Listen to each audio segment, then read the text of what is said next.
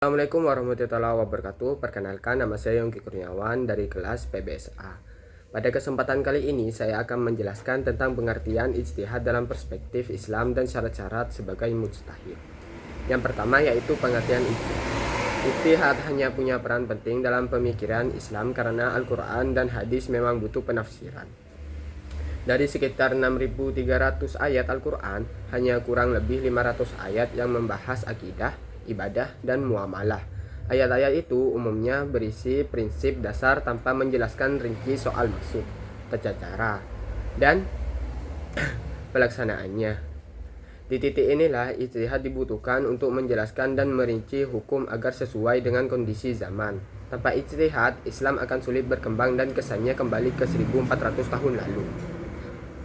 Dengan kata lain, ijtihad jadi kunci memahami Islam secara kontekstual, tapi prosesnya agak mudah.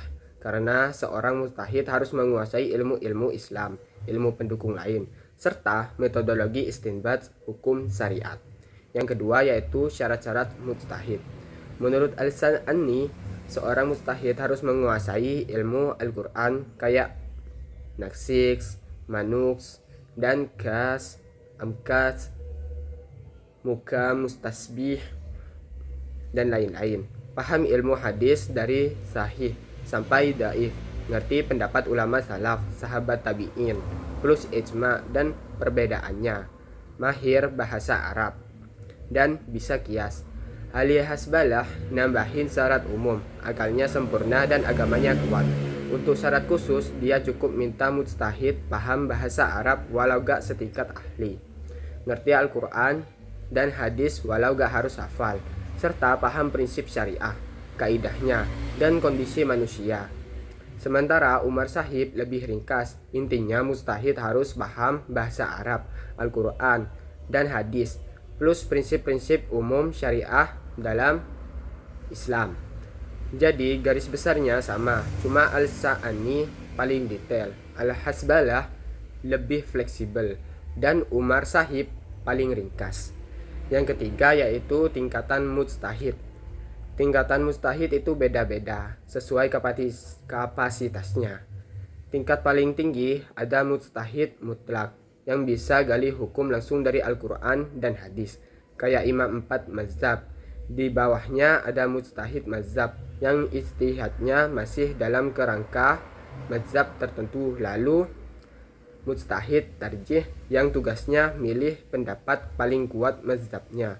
Terakhir mujtahid fatwa yang cuma menyampaikan dan menguatkan fatwa ulama, gak membuat hukum baru. Intinya, semakin rendah tingkatannya, maka kewenangan mujtahid untuk menetapkan hukum baru juga semakin terbatas. Yang keempat yaitu lapangan ijtihad. Lapangan ijtihad berlaku untuk persoalan yang dalilnya zanni atau tidak pasti, baik dari segi periwayatan maupun penafsiran, sehingga mujtahid menetapkan hukumnya pakai kias, ihtisan, atau maslalah dan mursalah, termasuk masalah baru atau hawazal, dan teks multi interpretatif yang digali lewat maqasid syariah. Sementara persoalan yang dalilnya qat'i atau pasti tegas seperti sholat 5 waktu dan zina bukan lapangan ijtihad. Jadi hukumnya sudah jelas dan tidak dapat dirubah. Yang terakhir yaitu metode ijtihad dan hukum berijtihad. Metode ijtihad yaitu ada dua.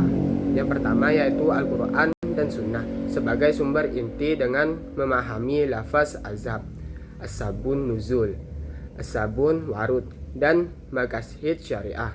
Yang kedua yaitu metode istinbat saat tidak ada nas jelas, yaitu ijma, qiyas, ihtisan, maslalah,